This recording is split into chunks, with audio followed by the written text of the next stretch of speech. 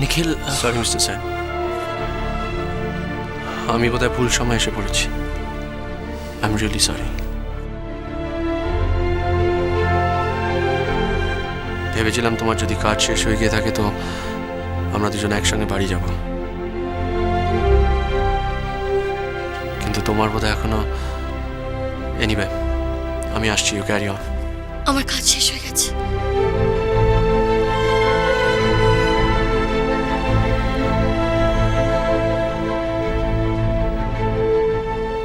আমি তোমার সাথে যাব।